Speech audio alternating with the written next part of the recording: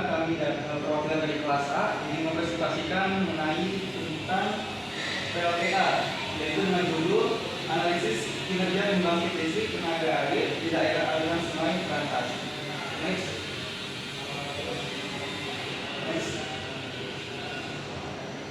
Pada pembahasan kali ini kita akan ada pembahasannya dari dua pembahasan. Yang pertama apa itu PLTA, distribusi ranking, kondenser, kinerja kondenser dan studi kasus. Selanjutnya akan dibacakan oleh teman saya. Selanjutnya ada prinsip kinerja PLTA. Sistem kerja PLTA mengubah energi potensial air di waduk menjadi energi kinetik melalui pipa besar melalui pistok. Di sini ada pistok. Jadi itu selanjutnya air mengalir memutar turbin yang terhubung ke generator melalui poros A. Yaitu di sini ada turbin, ya di sini ada terhubung dengan generator memutar poros tersebut, di mana rotor generator ini menciptakan medan magnet yang menghasilkan energi listrik pada stator. Perhitungan dasar yang dapat dibangkitkan oleh PLTA dapat dihitung menggunakan rumus berikut, yaitu P sama dengan K kali H kali I kali N turbin kali N generator. Selanjutnya ada PLTA dalam sistem kaskade. PLTA secara hidrolis terhubung secara kaskade menggunakan sebagian air yang sama mulai dari hulu sampai hilir. Untuk merencanakan PLTA kaskade terlebih dahulu ditentukan yang pertama besarnya beban selama periode optimasi. Penentuan besar beban ini harus mengikuti naik turunnya beban subsistem hidro. Yang kedua ada banyaknya air yang akan dipakai selama periode optimasi. Penentuan banyaknya air yang akan dipakai ini harus memperkirakan cuaca hujan dan debit sungai-sungai yang bersangkutan, serta memperhatikan pula rencana penggunaan air untuk jangka yang lebih panjang. Misalnya untuk optimasi mingguan harus diperhatikan pola rencana atau pola pemakaian air tahunan, terutama jika PLTA kaskade yang dioperasikan mempunyai kolam tando tahunan. Yang ketiga ada dalam perhitungan optimasi PLTA kaskade yang diinginkan adalah volume permulaan dan volume akhir dari air dalam kolam tando pada periode optimasi mengikuti rencana volume air jangka menengah 1 tahun.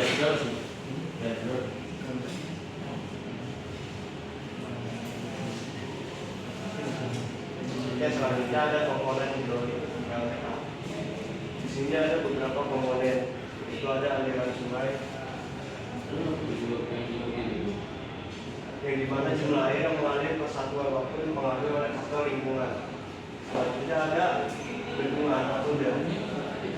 Bendungan atau dam itu menaikkan permukaan air untuk menciptakan perbedaan tinggi. Selanjutnya ada waduk, yang dimana waduk ini berguna untuk menyimpan air untuk musim kemarau atau musim hujan. Selanjutnya ada bangunan ambil air atau impacted, yaitu yang dimana fungsinya mengalirkan air dari waduk ke saluran. Selanjutnya ada tangki terdatar atau di mana menyerap ukuran air atau water tower dan pengaturan aliran. Selanjutnya ada pipa besar dan terakhir ada komponen saluran bawah.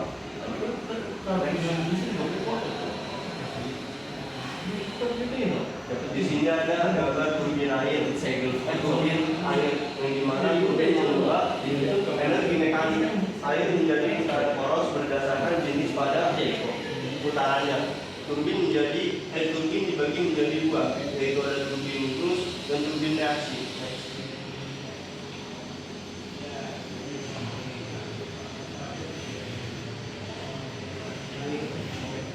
Selanjutnya ada jenis dari turbin. Di sini ada turbin rotor, di mana penggunaannya untuk tinggi air penggunaan di air terjun yang tinggi. Kedua turbin uap digunakan untuk berbagai keperluan dengan jangkauan, daya lebar dan rate menengah. Next. Dan yang ketiga ada turbin karban, digunakannya saat untuk rate rendah. Next. Nah, di sini ada komponen elektris PLTA. Komponen elektris PLTA ini meliputi yang pertama ada generator yang yang fungsinya untuk menghasilkan listrik dari perputaran dengan turbin. Yang kedua ada sistem eksistasi yang fungsi untuk membangkitkan tenaga keluaran. Dan yang ketiga ada AVR atau Automatic Voltage Regulation yang fungsinya untuk mengatur tegangan generator. Next.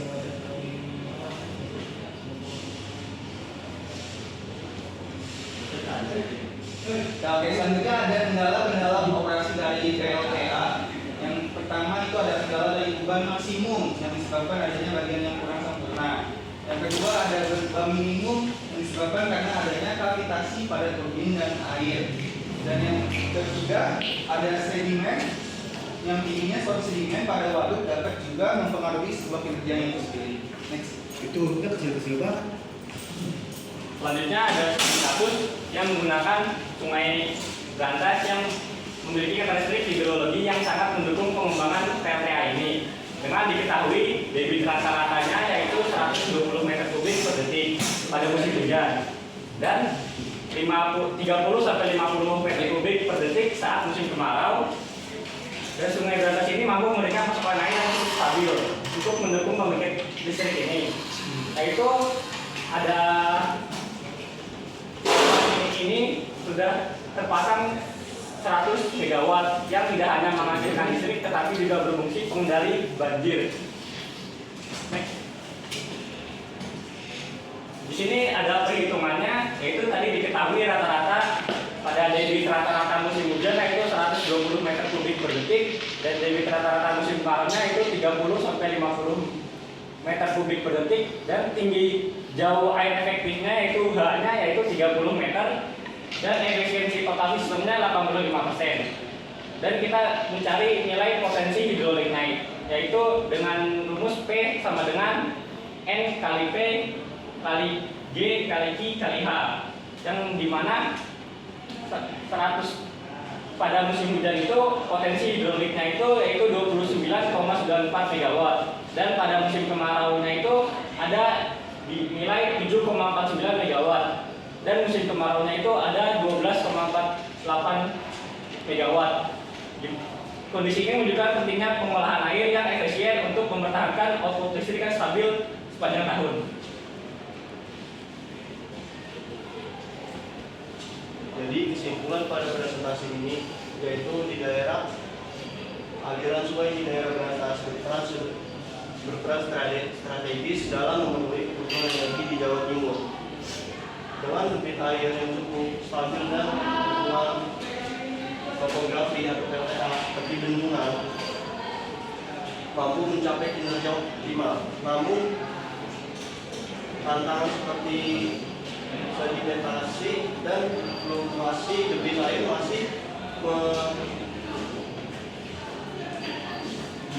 menyebabkan penurunan kapasitas pada PLTA.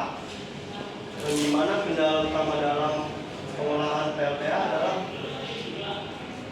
pengendalian sedimentasi dan stabilitas debit air, terutama di musim kemarau. Sekian. Terima kasih untuk perhatiannya. Berarti ganti yang gede ya? Oh iya Pak. Itu kan.